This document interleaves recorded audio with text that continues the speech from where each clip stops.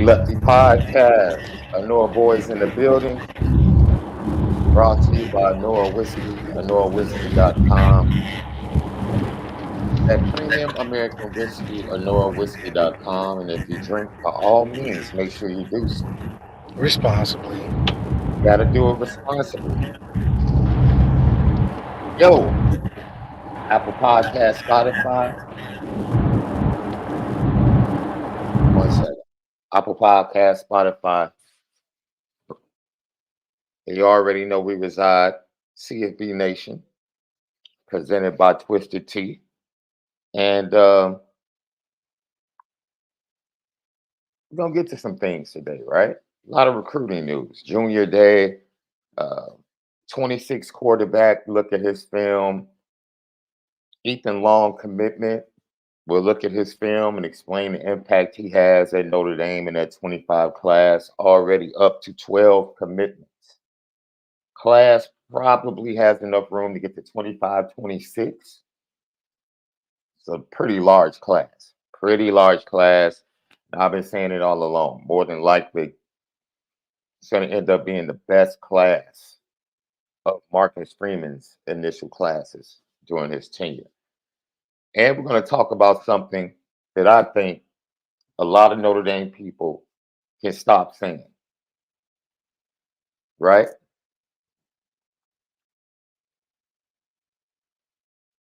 So, what's smoking?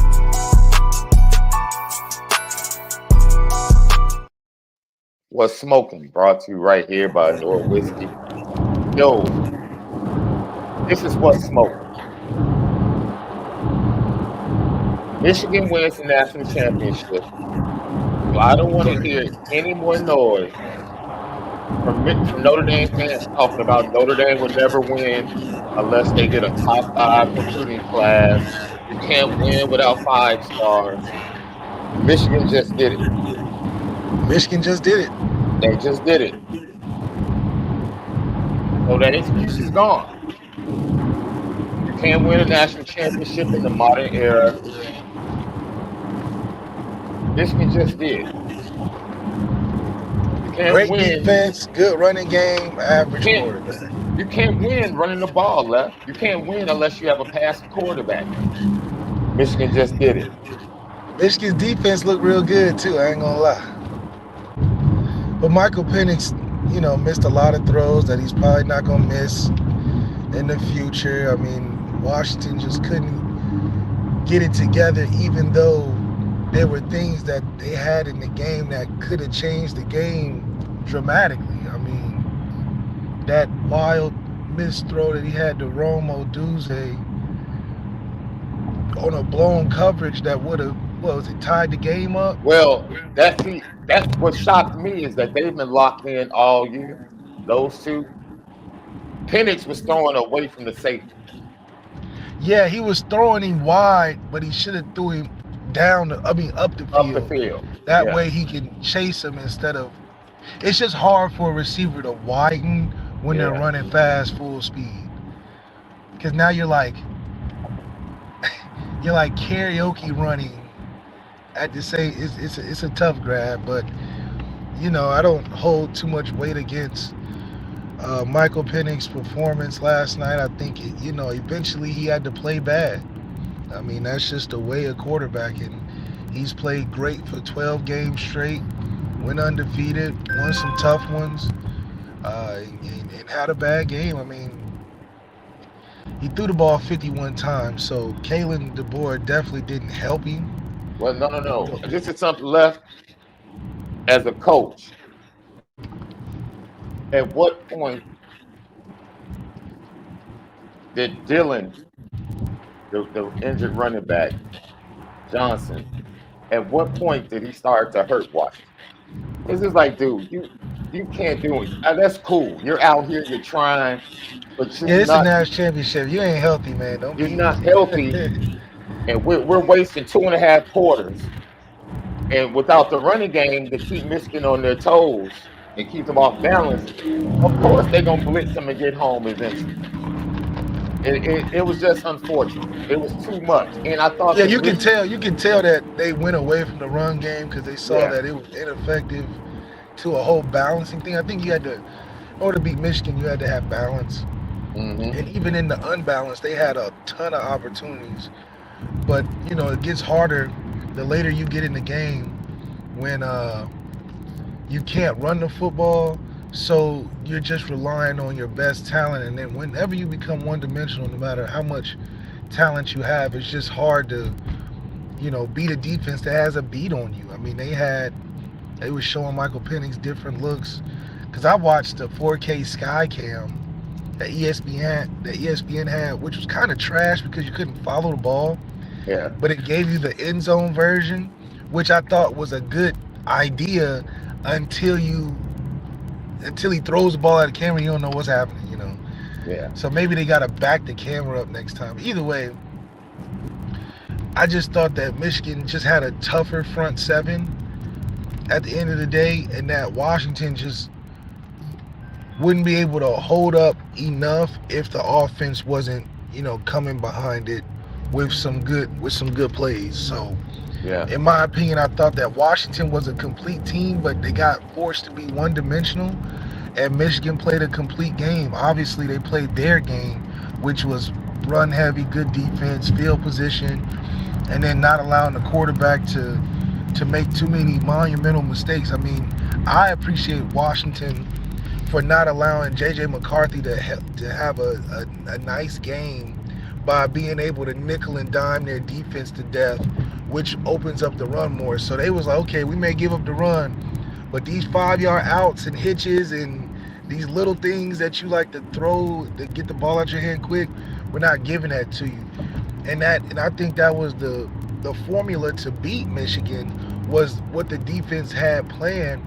But conversely, Washington's offense didn't have an answer. Anytime you're in a national championship game throwing the ball 51 times, it's just not ideal. Jack Cohn threw it 50 times in the Fiesta Bowl and we lost. Now Jack Cohn had 500 yards and a lot of good plays, but it just proves that high volume of throws just doesn't win you the big game. You know what else? I was very impressed. You just pointed this out. I was very impressed by the adjustments from the Washington defensive staff after the first 2 touchdowns. Like they literally kept giving Michael Penix and that Washington offense chance after chance after chance after chance, making huge plays. What McCarthy was like until that second to last touchdown drive, Michigan was 1 for 9 on 3rd down or something like that. It was crazy. Yeah, and I think a lot of it too was just a power struggle. It was like Washington's defense has a clutch stop, and then Washington's offense gets on the field, and it's just like you can just tell they're sputtering, can't find true momentum, and then when they had those big plays, they couldn't capitalize. So it really throws your offense out of whack because as a play caller, you're like, man, I done set up some really great stuff for us to be ahead in this game or to score some points, and when they don't happen, you feel like when it rains and pours, you can't get nothing to fall in syncrasy, especially to build a game plan, and it becomes hard. And then you got to factor in the psychological weight of you being in a national championship game, and the strength of your team isn't the strength of the game. And how do you recover from that? If your go-to guys are the ones that's letting you down with drop footballs and missed throws, and the offense not being the dominant factor in the game, where it's easy for a defense to continue to play hard when your offense is keeping up the points, right? When your offense is closing the gap, you gain momentum on defense to get those clutch stops to get the offense back. But when your offense is sputtering after turnovers, after 3 and outs, after 4th down turnovers, it just psychologically it's a weight. It becomes harder and harder to get anything done. And then you start giving up ridiculous runs like they were early on. So I kind of knew after that first couple scores that it was going to be pretty much Michigan's game to lose. I'd just like to mention, because I have to fly my flag. Michigan 13 athletes from Chicago. I just want to point that out. Just want to point that out. How It's many played 13. though? Oh, Brooks Bart played. Zaire played on special teams. Trevor Keegan is the starting guard. JJ McCarthy. Yeah. Trey Pierce played on defensive line. That's 6. Okay. That means they contributed. Well, y'all got the Hey, quarterback. Well, the quarterback not from Chicago. He from the suburbs. LaGrange is like the borderline. It's not like the Yeah, far straight up. suburbs, you know. If he claims it, then he's a part of it. He I claimed don't it. want him claiming on Naperville. Isn't that what's out there? Vernon Well, Hills, if Naperville. he was in the barbershop with me and walked in and said I'm from Chicago, I would give him a serious look, like. That's right. But I'll let you borrow. I'll let you borrow it. I'll let you borrow it for the I'll let you time borrow it. being. But no, I it mean, was. is that the first time Michigan went 15-0 or 13-0 or however it was? I mean, I would have to check their record books. They're definitely the worst of the top 10 national. I saw a poll where they had the top 10 The last championship 10 teams. champions, They're yeah. definitely number 10 because all them other teams was pretty special. I just feel like if Georgia played Michigan this year, Georgia would have three-peated easily. But that's Styles making fights, bro. It definitely styles make fight. Michigan had the better front seven, the better O-line, and box threat defensively. Like, the Pac-12 is the Pac-12 at the end of the day. So if they wasn't going to have the spectacular greatest show on turf shootout where it's like 45 to 50 like the Ohio State Georgia game, then you're going to get a game where Michigan wins by, wins in the 20s. Now they got to 34, but that was just, adding That was on. late. That was late. Yeah, that was late. But the game was was late. over when it was, 24-13? No, it was over at 2013, bro. Yeah, it was over at 2013. Dude, I think that's Washington what. had 4 straight possessions to tie the game up, and Yeah, and you can't get it in 4 straight possessions. It's over, and that's exactly how Michigan wins football games. It's the first to 30. Washington couldn't cross that threshold, and you're not gonna beat a team like that with Michigan because they're gonna play ball control, they're gonna run the football, and even when you're stopping them, they don't have a problem giving you the ball back because they play field position. So they'll run it 3 times up the middle and kick it off, no problem. Even with the momentum, with them being up, because they feel like the defense and field position and your quarterback isn't gonna be good enough. So, it's one of those things where Styles makes fights, and if Washington ever got pushed in the corner where they just had to straight up defend the run and get the game to the last possession, they wasn't going to win that. But if they had Georgia, see that style of fight, Michigan would have been in trouble. So how do you feel about now the advantage would have had to been. Go ahead. No, I mean, did Michigan winning going into the openness of the expansion make you feel better about Notre Dame moving forward as far as playoffs and being able to advance? Well, I always felt like because of the expansion, Notre Dame would have a better shot just because of seeding. All we needed, you can't tell me 12 teams are better than Notre Dame every year. So all we need to do is just expand it to get outside the 4, and we could challenge. If the 12-team playoff was this year, we could challenge all 4 teams this year. If Michigan won the championship this year, you can't tell me that we wouldn't be in conversation of beating them. They wouldn't blow us out. And I think we would have had a better showing than Washington because of the style of fight. Michigan's not going to just run the football all day on us. So that means that you're going to require J.J. McCarthy to win the game, and I'll take my chances on that. Sam Hartman versus J.J. McCarthy late in the game, I think I'll live with that than live with a defense that I know isn't more physical. I know Washington had to be dreading that the entire time leading into the game. Is that 100% fact they're not more physical than Michigan. That's just not who they are. So that you can't escape that factor in a game is one of those things you can't run from, and it obviously gave them trouble.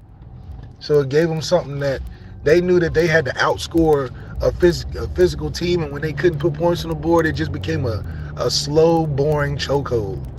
It was You know what boring. was crazy? Like he missed at least 2 wide open touchdowns. Michael Oh, Penix, at once he least missed 2. those, it was like there's nothing y'all can do. Because you're not going to get those shots. You have to take advantage of those shots. But You're then, not gonna get those shots, and you can't drive all the way down the field on them. Like and it's then weird stuff will happen, right? Like they will make a big play, penalty, penalty, right? yeah, crazy penalty. They will have a drive going, get a first down, and then get back to back pre-snap penalties. It was just like the craziest stuff would happen. And then they have Taylor DeBoer ran a jet sweep, a counter jet sweep, screen to the other side. So now he had the offensive line pulling, the guard Yeah, pulling to the left, and had the center and the rest of the O line going out for a screen to the right. The jet sweeper, I think it was McMillan, was coming across, was going to get the screen and be wide. Dude, somebody showed it on film. At least they would have been inside the 10-yard line. It's just 100%. like And it's in frustrating the pass rusher trips, it takes him out. because if you watch the all 22 no scoreboard, you would think Washington, the game was a lot closer, and that Washington just missed completely huge plays that changed the game. There's Mhm. nothing that Michigan did where I felt like, oh, they're just way better than Washington. All Michigan did was just beat themselves, and Washington couldn't beat that. It wasn't like Michigan was going out there to beat Washington. Michigan was going out there to play who they are because they know that they can't win any other way. Washington had to be the challenger to be like, okay, the way y'all we can be better than by outscoring you. They couldn't do it, Mhm. and they succumbed to the fact that they just a Pac-12 team at the end of the day. You're not a physically gifted 7-man box team. You're not. You never will be unless the recruiting changes. And I just don't think they can get the physicality all the way in Washington. That's why this is a one-off year. And for a 12-team playoffs, it positions Notre Dame a lot better because all we got to be is better one day. And the thing about Notre Dame is that 98% of the college football rosters aren't more talented than us. We're like Mhm. the 2% that is like can last just about any game.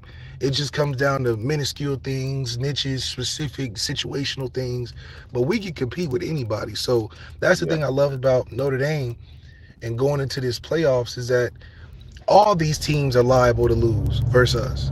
So we just got to get in. Yeah. Like I said, moving forward, styles make fights, and I don't want to hear any more excuses about it can't be done. You talking about, well, we're not Georgia, we're not Alabama, we're not Ohio State. We're not trying to win 3 in a row. At this point, we don't have We to just be none want of those one. teams. We just got to catch those teams on a good day, We just and need and, one. and then catch them down the line where, okay, we playing them the third playoff game. Well, hell, they done went through some emotional stuff. The first two, they lost a few starters. They got some backups in. Okay, this our time. That's what made the playoffs so great. You just got to be good one day. And that one day through the gauntlet of the second season, I think we have the depth to be able to handle that. And it's going to come down to, can Marcus Freeman coach in the biggest moments throughout the playoffs? Like, can you coach these situational moments where you're third and 8 and we need a good play, we need a good stop. We got to make a crucial 4th and 4 decision. Do we Yeah. go for it? Do we kick it?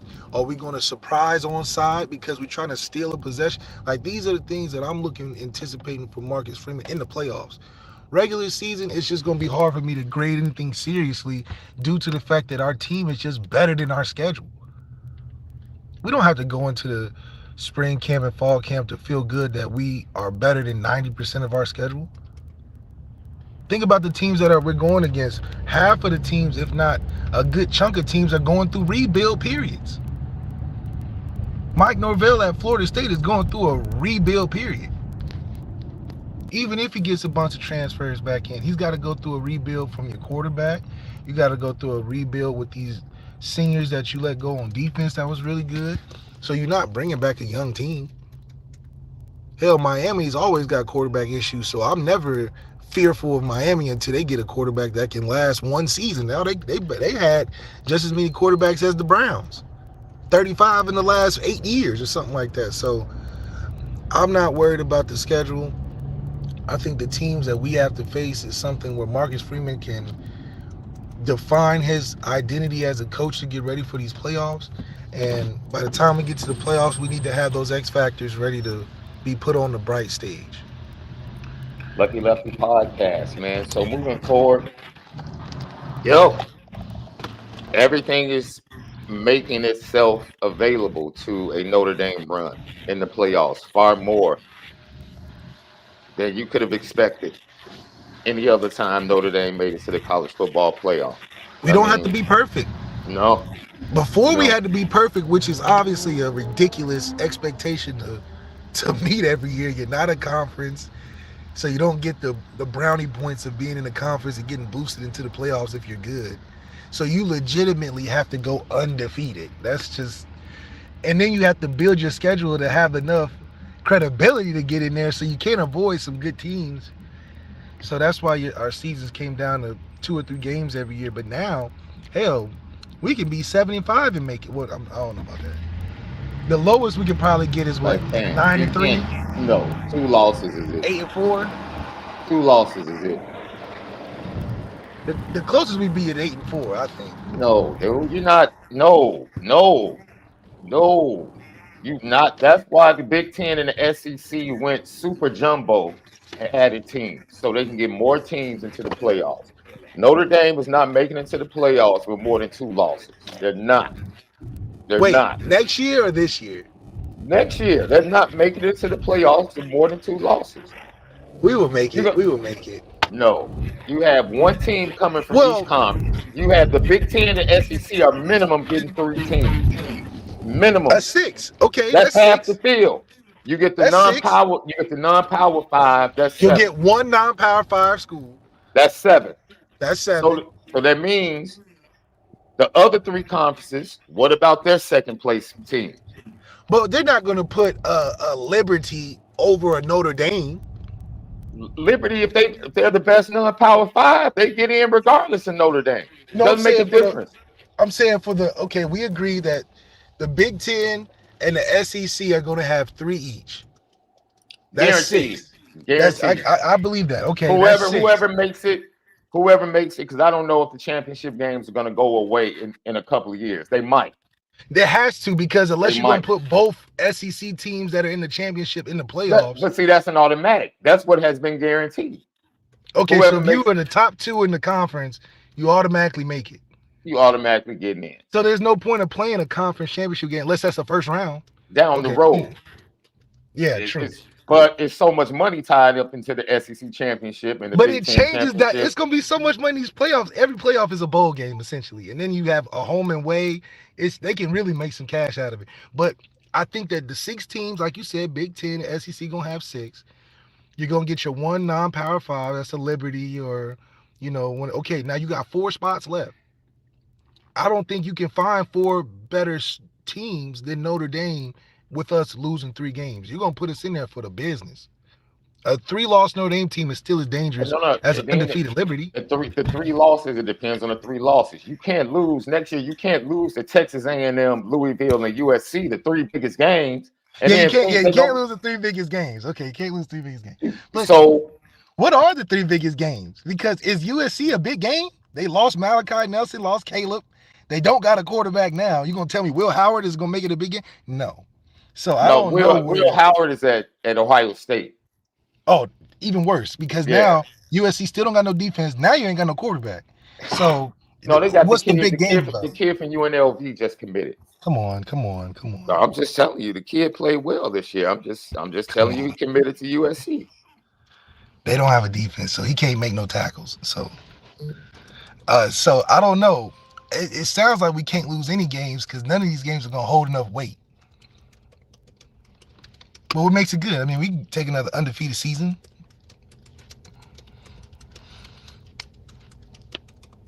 Man, it's an advantage moving forward. Unfortunately, if Notre Dame doesn't take advantage of it,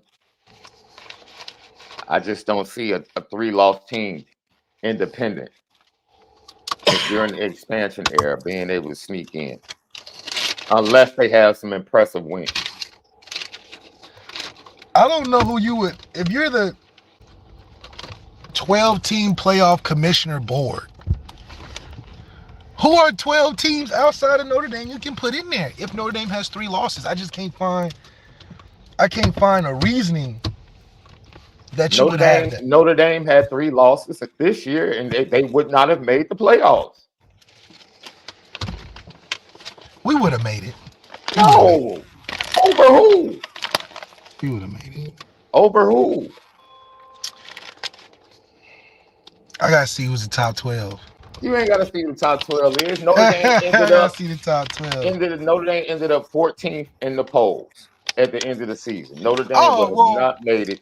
They're gonna make there's gonna be a selection process, and we're gonna jump teams just like Florida State got jumped. We would jump the bottom 11, 12 team. You kidding me? Left. I know you got that Letterman's jacket. I know you have a degree. We just talking business. Come on. Notre Dame is not making it in with 3 losses the way things are currently constructed. The Big Ten and SEC have set things up, bro, to dominate half of the selections. That's fine. It's 12 spots, though, so that's a lot of spots to fill. Okay, so I'm going to go down the teams. You tell me who Notre Dame should have been in over. Okay. Michigan, Washington, Texas, Georgia, Alabama, Oregon, Florida State, Missouri, Ole Miss, Ohio State, Arizona, LSU, Penn State. That's 13. Maybe you say LSU. We're definitely in over James. We're just arguing the last 2. We're in over Penn State. We're in over Penn State. I can see that, but now who's the third? Who's 12, 11? This is the thing. This is the thing. You can be over LSU and Penn State, but that still leaves 11 teams plus Liberty. Liberty gets that 12th spot. Yeah, Liberty. Yeah. So you can argue about them being Liberty is subjective. Liberty is subjective. We believe, me and you believe. That's not subjective. That's an automatic bid.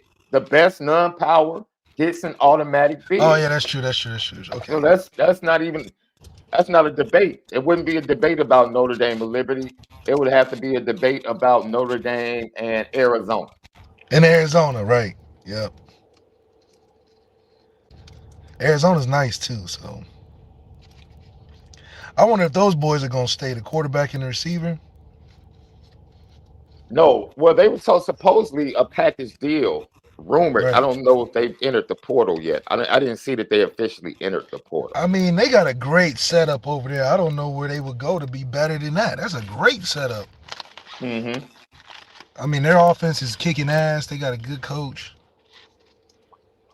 So and they go to shootouts. They'll have a shootout with damn near anybody. Yeah. So yeah, I just don't see 3 losses being. I just don't see it. It's gonna be real tough, man. It's gonna be real tough for a 3-loss Notre Dame team to make it in. Lucky Lefty podcast. Notre Dame got a big commitment. It's 12th commitment of 2025 class. Well, he's not in Canada, Left, but he is in Connecticut. Oh my God, just as bad. Stay away from the border. How about that? The north border. You can go to the south border, but stay away from the north border. Man, you are tough. You are tough. Ethan Long, safety out of Greenwich, Connecticut. Man, he's up there with Vince McMahon and the WWE crew. So just take a look at his film, Left. Chris O'Leary. It's a pretty good job, man. I like this kid. Long, athletic. If you watch his film, he has some anticipation in his game that is similar to a guy that plays safety at Notre Dame. I'm not going to say his name because I don't want to put that on him. But the kid always seems to be a ball hawk. He always seems to be in the area of the football. Great anticipation. Might not be the fastest, but the kid just makes plays. I can't tell you about the competition up there in Connecticut there are a lot of people that follow our show that speak for Connecticut and say, man, Connecticut has some pretty decent high school football. But the young man, like, yo, he chose Notre Dame over a list of schools that are pretty impressive. Impressive academically? No. Some schools that were pretty impressive as far as on the football field. Left, but man, dude, what? Well, you know, they'll like to sneak that in and be like, he had Columbia and he had Harvard. And yeah, that's a tough decision. Left, come on, man. Columbia left. You really think we stole somebody from Columbia just because he's from Connecticut? I Come think on, that man. if we're talking about him taking offers over a certain offer, that's a tough decision for a kid. Notre Dame or Columbia? Hey, you know what? His, I can't with you, bro. I can't. I'm just saying. His final five were Michigan, Ohio State, Notre Dame, and Duke, I believe. Okay, those are pretty good choices. Let's see this. Let me play into your advocacy of the other side. He did have offers from Dartmouth, Rhode See, Island. I told you. I like this kid, but I knew this would get Malik going. That's why I did it. That's Cornell, why I did it. Dartmouth, That's why I did it. NYU, Fordham. I'm telling you, I know. I see it. I see it. It's okay. I mean, the kid got a future. That's all that means. He got a future. So if football don't work out, his brother so gonna have a crazy, nice man. engineering degree, something in the business consultation. You know, he gonna be right. I'm just saying, is that championship football? Maybe. But you gotta, guys But like see, that, you gotta be careful you don't stay in. Didn't we just say coach the people that you get evaluation, right? Because wait a minute, if this was Mike Mickens bringing this kid in, you would have absolutely zero to say. Zero. Mike Mickens wouldn't bring a kid in like this. And you know that. He's a 4-star left.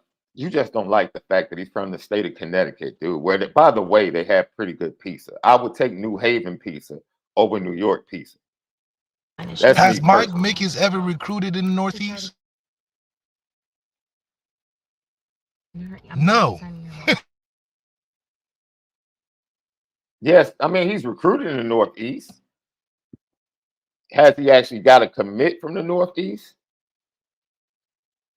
Emilio Agard that ended up in the 24 cycle is a kid from the Northeast that he went after.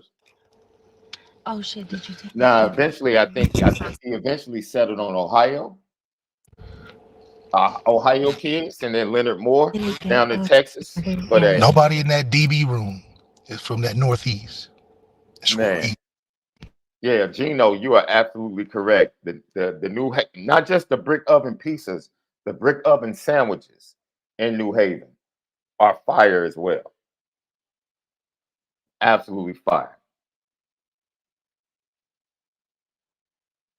Mark, stop being a tourist, man. When you come to Chicago, go get real Chicago pizza, not that tourist pizza. That's tourist pizza. That's the stuff all of you all eat when you come in. Come to the hood. We do pub style pizzas in Chicago. Nobody on the South Side orders deep dish pizza to the crib. No one. Deep dish is a myth for Chicago. And nobody eats that stuff, dude. I think it's too much. It's like I don't like the concept of deep dish. I'm like, I want to just get a lasagna or a pizza or like a spaghetti or something. Yeah, nobody eats that, bro. That's why when people try to connect deep dish to Chicago, real Chicago people laugh because Chicago people don't even eat it. we don't eat that. Even eat it. No. Why do you think they ship it? Like Chicago pizza places don't ship their pizza. But Lou Malnati's and Giordano's, they ship their pizza. Why? Because the people that love it are out of town. Tourists, people. And tourists. So, no. Thin crust, pub style, and squares. We don't do triangle slices here in Chicago. Your pizza has to be cut into squares. Period. And those chains that ship their pizza out of town, Did it come out? Are you a square or triangle guy? Okay, cool. I'm a square guy, unless I go to the Yeah, East Coast and then I do the triangle. 300 pages. So you like the What's little my left? square pizzas like Did you see those Donatos? pages? I never had Donatos. I don't know what Donatos is. It'll change your life. They got Yes. the square little And I've pizzas. also You know how learned how some to come make in copies. rectangles? Yeah, That's that style. It's really good. Yeah, and Thin the other one I crust, would you make. know. yeah. And then Detroit has their own style where they put the sauce on top of the cheese, and it's everybody has their own, man. But if you're gonna come to Chicago, make sure you get the pizza that actually represents Chicago, and not anything else. Big Junior Day coming up. Big Junior Day coming up. And Left Deuce Knight is going to be in the building, man. How huge is it, do you believe, that Deuce Knight, who's already committed, is going to be coming in for the winter tour Junior Day? That's pretty huge. Yeah, he's from Mississippi, right? He's from the SIP. Yeah, I can see him traveling a lot. Oh, okay. Want Yeah, to be no, at I Notre haven't checked Dame a that. lot. He probably already got an apartment. I'll text her right now. He probably living there half the time, You But think that's he's good across to the have street? him. That's good to have him, around. I think it helps obviously the recruits. Maybe we can attract Oh, Henry? Stacey? receivers, Yeah. seeing that we She wants got an we got outfit. we got something that might Oh, want to make cool. people Okay, come. I've seen hers done. And I think Did she retention follow is the the page? biggest thing because he's still 25, so that's some time out. So Gino's got to put him under his Okay, I'll do wing. hers right Marcus now. Freeman's got to So Stacey keep and sending Brian them, McCoskey them follow daily me. blast emails, how much we love him, and Yeah. and work some stuff out for him for sure. But it's good to see him at Junior. Yeah. So you can expect to see James Flanagan, Will Black, Nate Roberts is a tight end out of Oklahoma who kind of backed off. He had originally committed to Notre Dame, then he backed off of that. Notre Dame never got off of him. They stayed on him. Um, Daniel Anderson, 25 commits are going to be there, and then you'll see some more offers. Of course, Jerome Bettis Jr., probably will be there. And then there's a quarterback that's buzzing in Chicago in the 26 class, and I'm going to allow you to break down his film towards the end of the show, that I think is slowly creeping up on the radar of Notre Dame. Slowly creeping up on the radar of Out of Notre Dame. Chicago, Yeah, yeah, this kid is he's the real deal, Left. He's the real deal. And when I think you watch his film, you're like, okay, that dude can follow Deuce.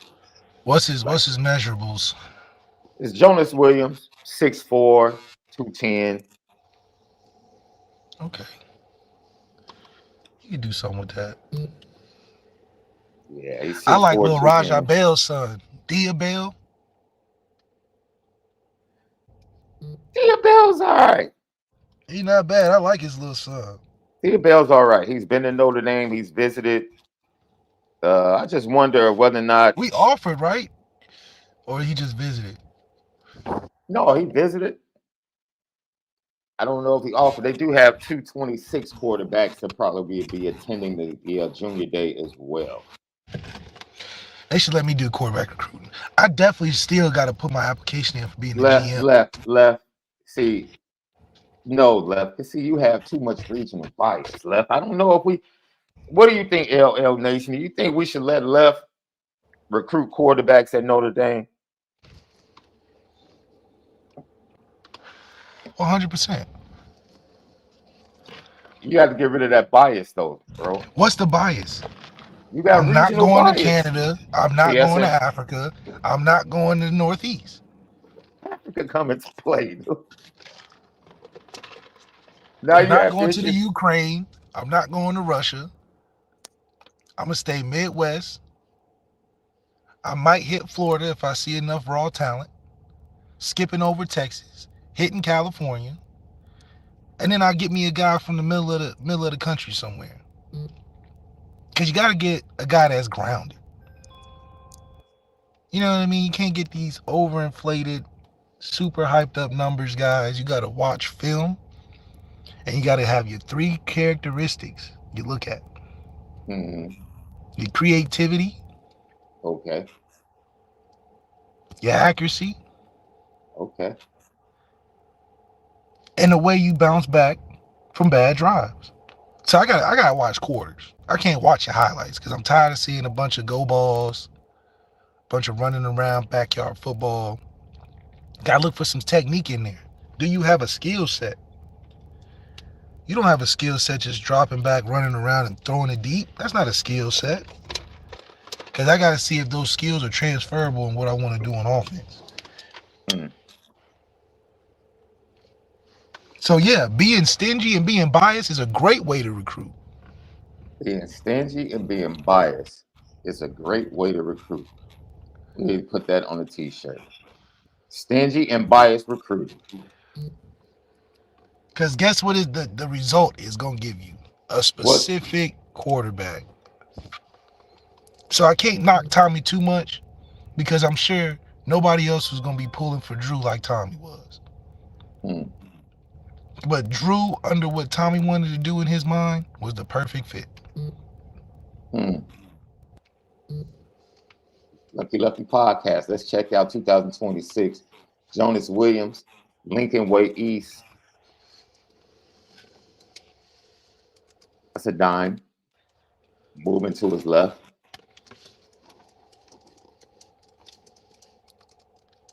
It's another dime. Kid just transferred from Bolingbrook. Another power, Lincoln Way East. That's where Aaron Bailey went. My class, Aaron Bailey went to Bolingbrook.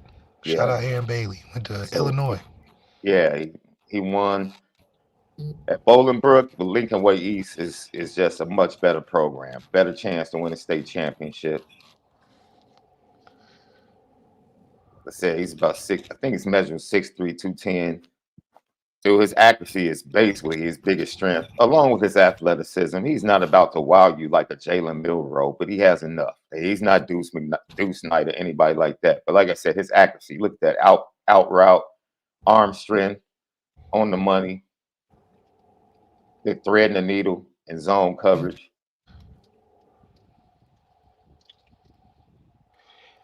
I like that his accuracy's there. His feet are just a little slow for me.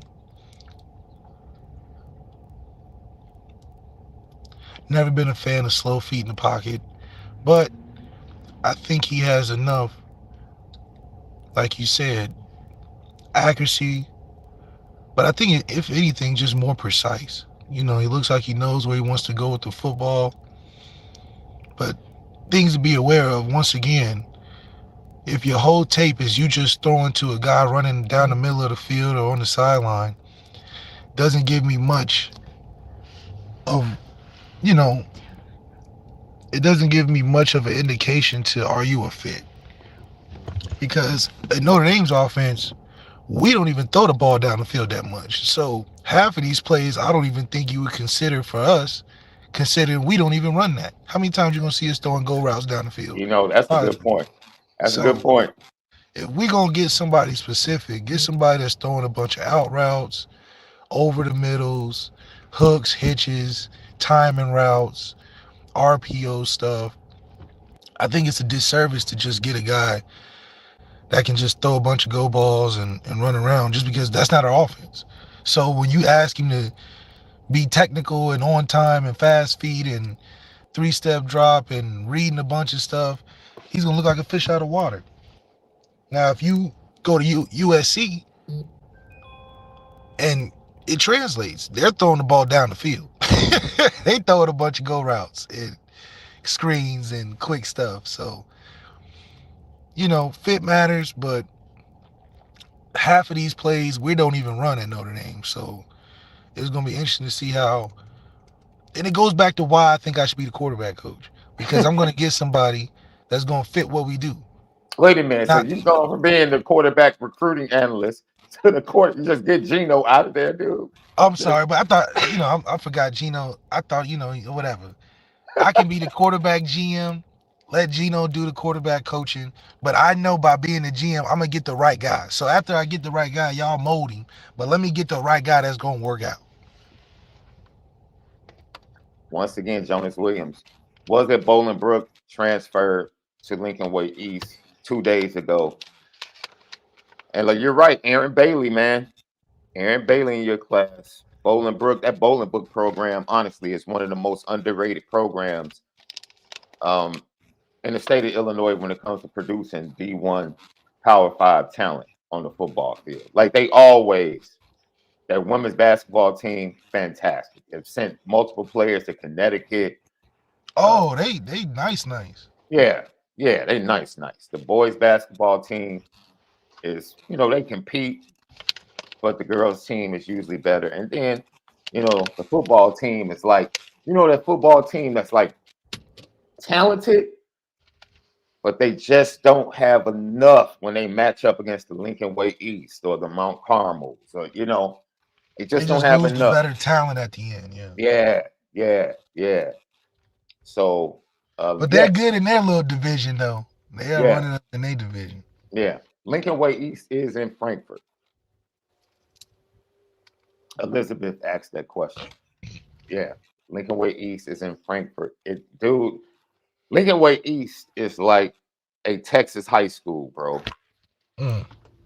It's like the only high school in the area. My daughter went to Homewood Flossmoor. Homewood Flossmoor is kind of like a junior college high school campus. Like they have two separate campuses in high school. Like you have a South campus and a North campus. And very nice football stadium, but Lincoln Way East is like on the scale of like Texas high school football. It's the only one of its kind in the area. It's ridiculous. I would like to point out, because you guys thought I was playing. Did you not see the difference in the Bolingbrook film versus the Simeon film I showed you? Left. Yeah. I mean, I didn't see the guy huddling up, taking some sips of water and timeouts. Like he had special team. They had special team. That was crazy. He got I him running on told you. kickoff. I'm Like thinking. who's making these tapes? Like they gotta I have. don't know. But I literally called somebody yesterday, like, yo, we might have a hustle. We might need to go Yeah, we around might. to these Yeah, high schools in Chicago and say, hey, yeah. we'll Because cut I up can your edit tape. better than that. I mean, Man, my goodness. like, we'll cut up your tape.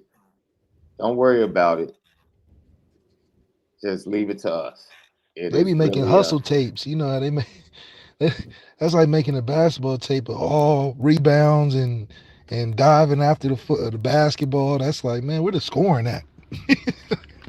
so someone that walked into Notre Dame Stadium and got a victory will be joining the Fighting Irish as wide receiver kick returner Jaden Harrison from Marshall committed to Notre Dame on yesterday. He is a kickoff specialist, averaging 30 yards per kick return this season, and he had 3 receptions for 49 yards in the Marshall win at Notre Dame Stadium in 2022.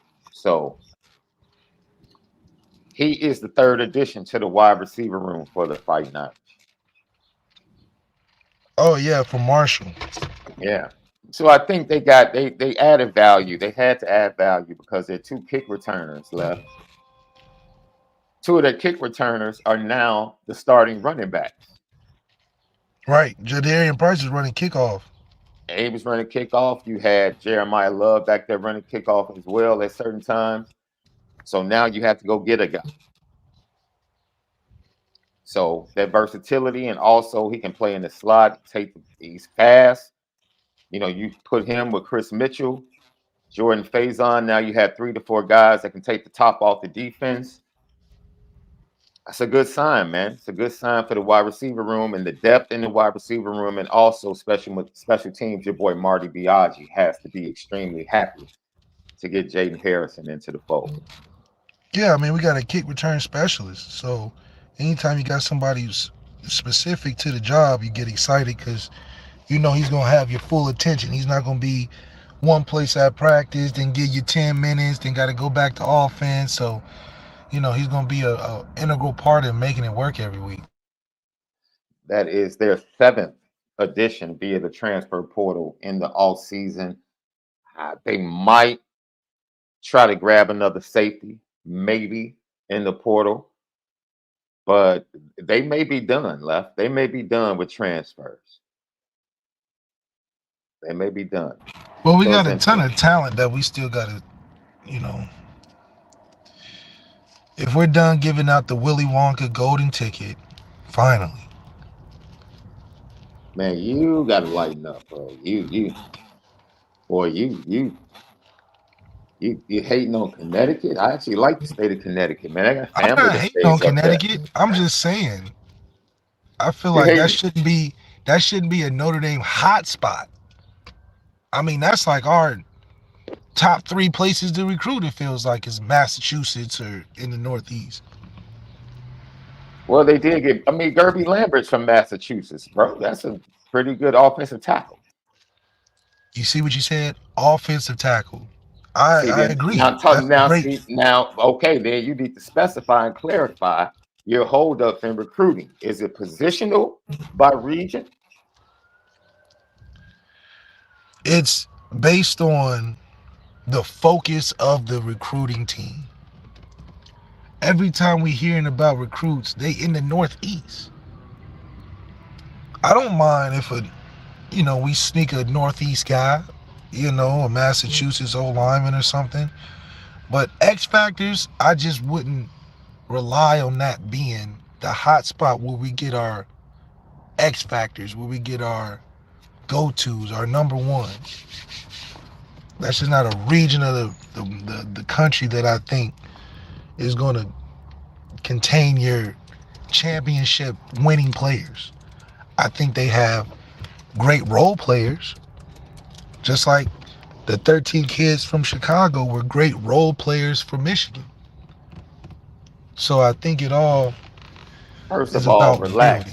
First of all, relax. Relax. You're not about to connect Connecticut to Chicago. Relax. That's not happening. I thought you liked Massachusetts. I said I love Massachusetts when it comes to offensive linemen.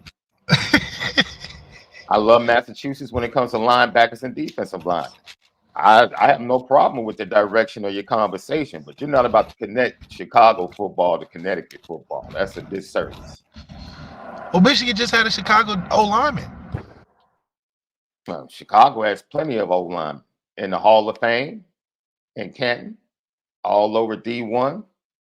Notre Dame has had the offensive linemen from Chicago over the last 10 years.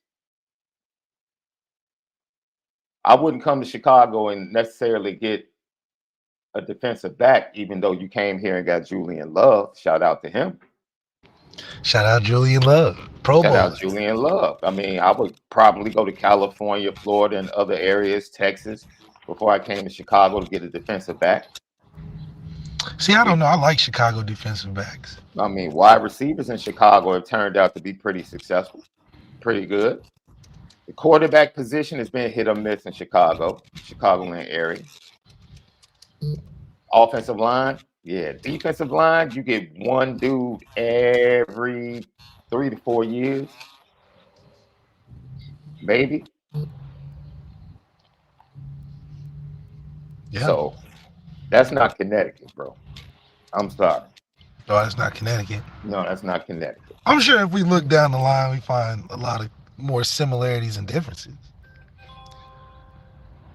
Like Ohio, we're in a league of our own when it comes to just producing just Hall of Fame great. Once again, talent. this is the funny thing. You keep comparing states to a city. Connecticut is a state. Ohio is a state. We can compare Illinois to Ohio and Massachusetts. There's no competition. But give me a city.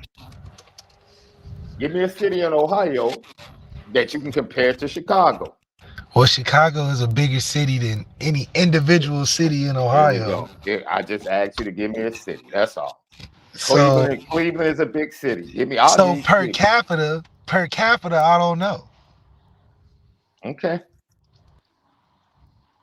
Well, we know on the other side, it's not even a question about basketball. We won't even. We got LeBron James. That's end of story right there.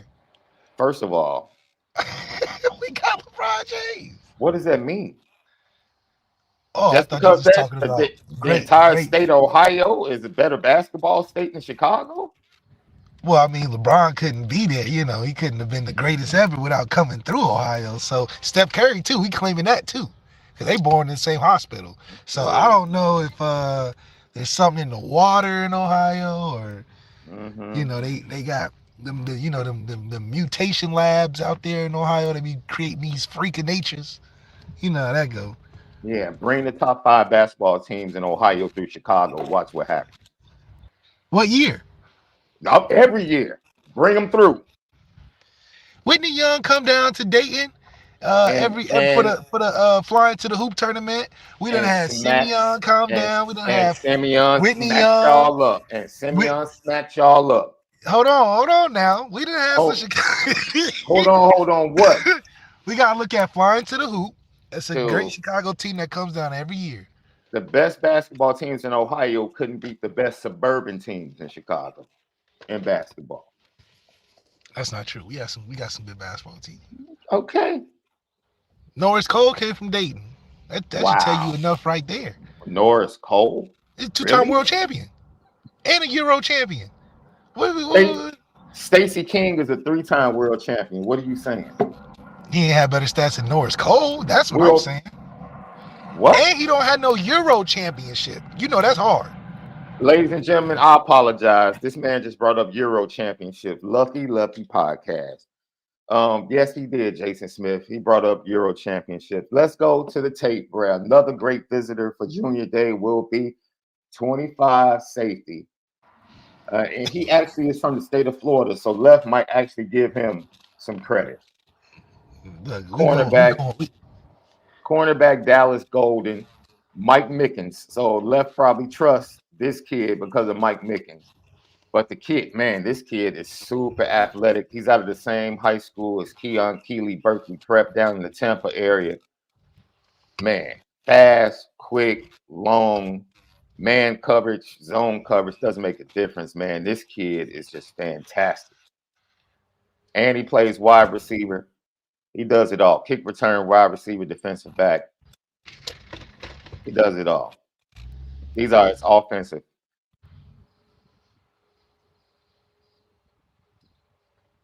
That was a those big games look playoff game. live though. I ain't gonna lie, them games look live. That was a playoff game. Now he's at Wildcat.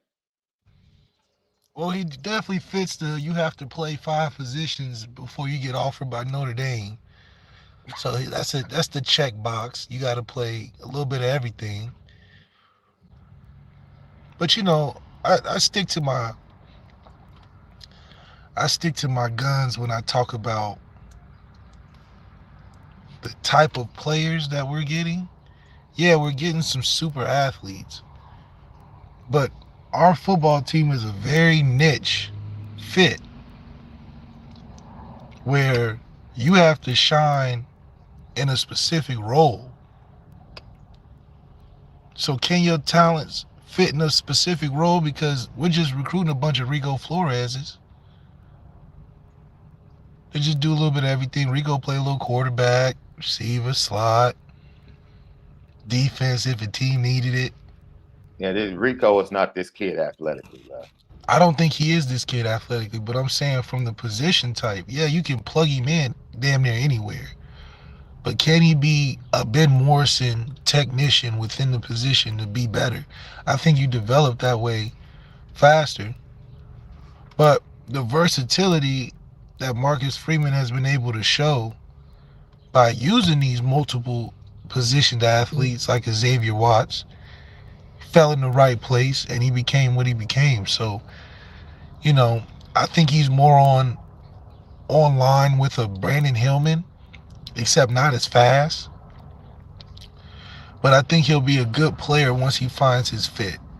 Is he going to be a Cam Hart or is he going to be a Kevin Austin? So I think there's a way of finding the fit. But if you're under the right coach like a Mike Mickens, you're going to be in the right position. You do. Where's Cam Hart?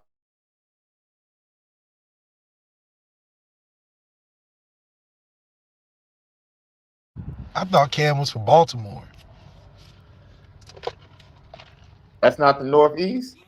I mean, I just need geographical layouts. What is that Northeast Mid-Atlantic? I don't know how you look at it. Okay, I look at it as the 13 colonies. Minus Philadelphia, because shout out Will Fuller. What? You know. You do realize Connecticut is one of the original 13 colonies, right? Yeah, that's what I'm referring to as the Northeast, the 13 colonies, except Philadelphia, because shout out Will Fuller. You know, doing his thing over there. But Philly got some good athletes. I ain't gonna lie. Philly got some good athletes. You said one of the 13 colonies. Minus Philadelphia. Man, I'm gonna put on some sunglasses, boy, just for you with the shades you're throwing on today's show. This is not shade. Oh man, you're throwing a lot of shade. Lucky Lefty podcast. So Big Junior Day coming up. You can go over to IB, I think, on the irishbreakdown.com site. They do have a list of the offers in the 25 class and some of the offers that will be coming in the 26 class on, of course, March 17th. Part of Gold Day. So we'll be looking forward to that with the 26th class Big Junior Day coming up here at the end of January for Notre Dame, led by commits, headlined by Deuce Knight, who's going to be in the place to be. Lucky Lefty podcast. Any closing remarks left before we get out of here, man? 25 class looking good, man. Yes, congratulations to Michigan. I think did everything they were supposed to, so you can't be mad at that. You got to be happy that they faced what they were supposed to and won some technically big games. You beat Alabama, Ohio State. You know, got the job done. Oh boy, we got to get to the bad questions. We'll get to those. Anthony Solomon, thanks for the super chat. Thanks for the content, gentlemen. We appreciate you, Anthony. Ryan Loftus with the GTB question: did you ever make a misguided passing shirt for the LL merch store? It's coming. I don't. Do you want to make a misguided passion? I almost want to stay away from that now. Yeah, we've transitioned. You know,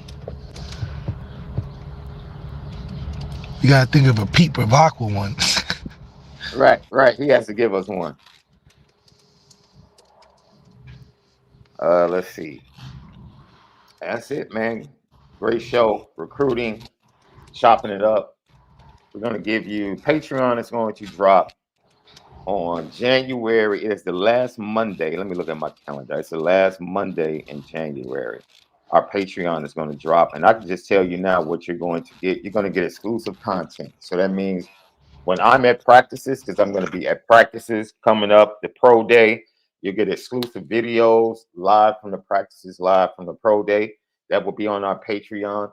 You'll also get exclusive interviews, Notre Dame players, and then we're going to be putting other interviews. Simeon Rice is scheduled to join us. Jared Payton is scheduled to give us another interview, and other college football and NFL greats. Those interviews will be exclusive to our Patreon. So we appreciate you. We're going to have one level. That is the Go Irish level. That's the basic level. And then we're going to have the Spin It Different level, which gives you exclusive access to those videos and those audio recordings over at Lucky Lefty Podcast Patreon. Coming up in January, on January the 29th. January the 29th is when our Patreon goes live. And we look forward. We got a big interview that we're going to launch the Patreon page with. We're looking forward to that. We appreciate your support. Always supporting the YouTube page. Subscribe, thumbs up, smash it for us. And then hit the share. Notification bell. Every time we go live, you'll know it. Lucky Lefty Podcast. You already know.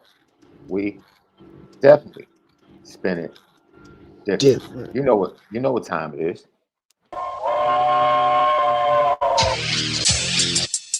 Petticoat,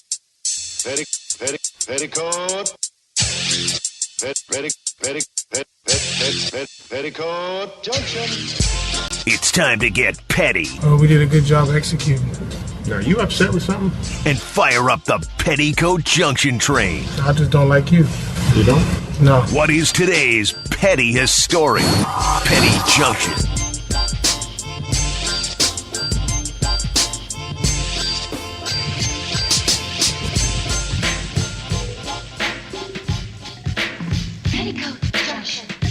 Petty Junction, Petty Story today brought to you by ONORA Whiskey at NoraWhiskey.com, that premium American whiskey at NoraWhiskey.com. Look, man, everybody saw, when the access door on the Alaskan Airlines flight came apart, fell, everyone was safe, they landed.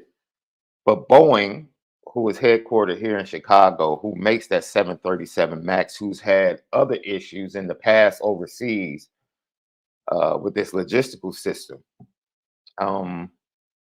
they had 2 horrific crashes, if I'm not mistaken, over in the Middle East within the last 5 years with that 737 MAX plane. And the excuses that they're giving, man, is just mad petty. And at some point, man, you just have to apologize, correct the issues, and move on, man. And I just want to say the stuff they've been saying left is just not good enough. And I think they're doing that because no one's life was lost. So they're like talking as if they're off the hook. And it's like, oh, well, it was just a few nuts and bolts and wheel. Like, man, come on, man. That's not good enough.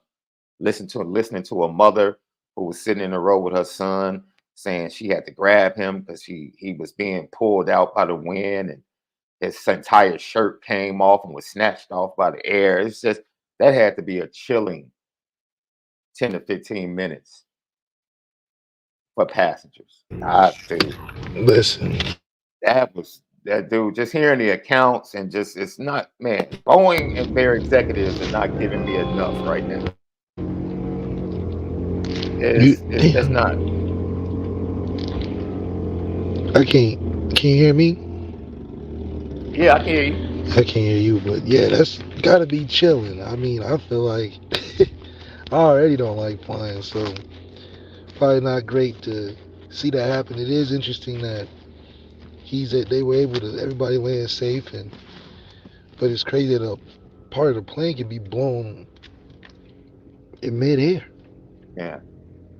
And it still be stable enough. It's not the movies where Yeah. it blow midair and the whole plane starts spinning out of control. So it's not like the movies, but still.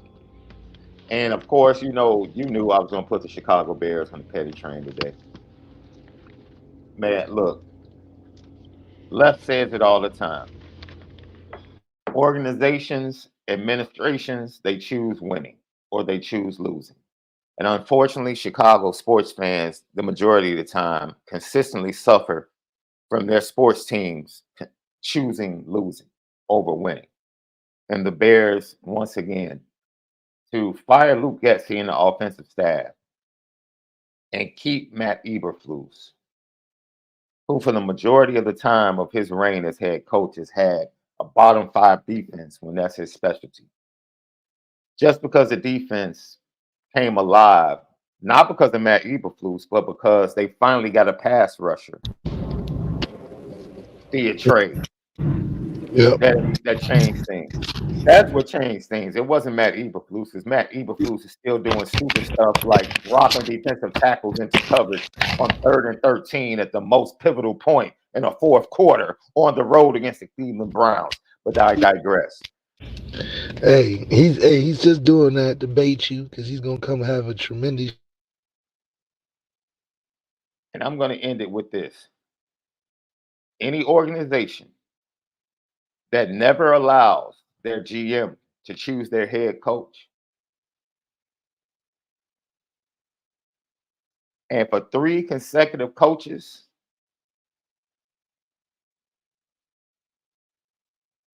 gave a new quarterback to a lame duck head coach, they've done it.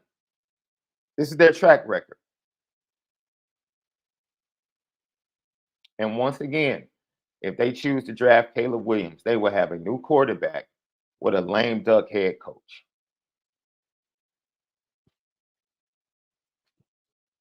I don't know what else to say. To all you Chicago fans, to all you Bears fans, man, my apologies. Because the only thing you have to look forward to is a new stadium in 2028. That's about it. And a Super Bowl in the city of Chicago. That's it.